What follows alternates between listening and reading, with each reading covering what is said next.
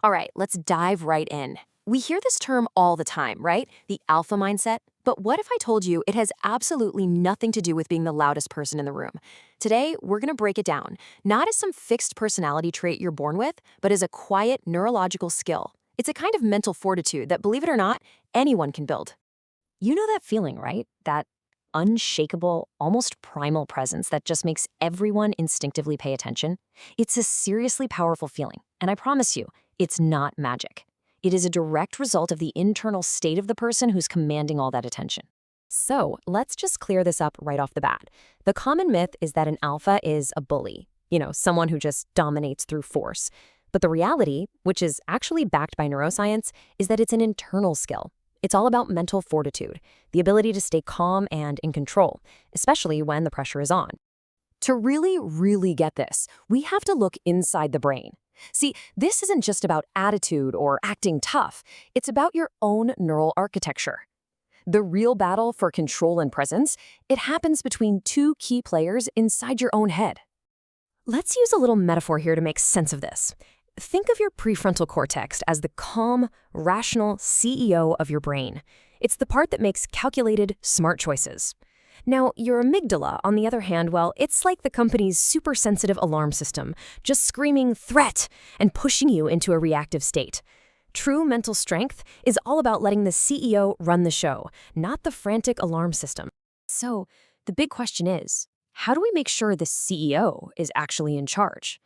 Well, the very first step is to master your own internal state. It's about taking back control from all those knee-jerk emotional reactions that we all have. And here's the coolest part. This is totally possible because of this amazing concept called neuroplasticity. It means your brain is not fixed. You can literally rewire it. Every single time you consciously choose to stay calm under pressure instead of just reacting, you are physically strengthening the neural pathways for resilience. You're literally training your brain to be stronger. This brings us to one of the most powerful tools you have in your arsenal, the non-reaction. Think about it. Most social dynamics, they run on these predictable reactions, right? Someone pokes you, you poke back. But when you choose not to react, you completely break the script. You instantly take back all the control. So how do you actually practice this? Well, it's a simple 3-step process. First, just notice that spike of anger or anxiety when it happens. That's it. Don't act on it, just notice it. Second, consciously slow everything down, your breathing, your thoughts. And third, just pause. Observe the situation instead of immediately jumping in. This is what shifts you from being a reactor to being an observer. And this quote just says it all.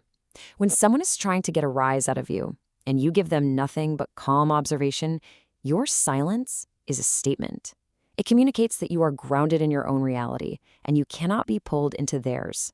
You didn't take the bait. Okay, so once you've started to get a handle on that internal state, how do you project it outward?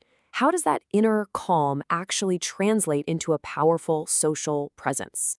It can all start with this: 3 seconds. Just 3 little seconds of silence can completely change the entire dynamic of any conversation. This is what's called the power pause. We're often taught that answering a question instantly makes us look smart, but psychology shows that pausing for just a few seconds before you respond actually makes your words carry so much more weight. It signals that you are thoughtful, that you're credible, and that you are composed. This brings us to a really crucial distinction in how influence actually works. There are basically 2 paths to the top. You've got dominance, which is taken by force, and then you have prestige, which is earned through respect and competence. Dominance, well, that creates fear and only temporary compliance. Prestige creates genuine, long-lasting respect. And the alpha mindset we're talking about today, it is built entirely on prestige. And that prestige is communicated through these subtle, nonverbal cues. A head tilted slightly upward signals confidence. A symmetrical, genuine smile signals warmth. See? These aren't signs of a threat, they're invitations for connection and respect. All right, and finally, we come to a part of this puzzle that's a little counterintuitive, but it just might be the most important piece. The final level of self-mastery, it isn't found in a crowd. It's found when you're all alone. This is a pretty fascinating insight from psychology. When you can be your own anchor, you're just way less likely to get pulled into those reactive states by other people. Real mental fortitude requires you to be comfortable with yourself without needing that constant social validation.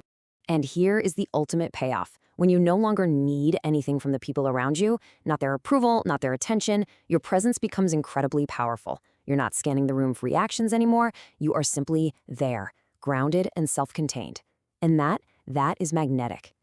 Look, building this mindset isn't about becoming someone else. It's about mastering your own internal biology to refine the natural leadership presence you already have.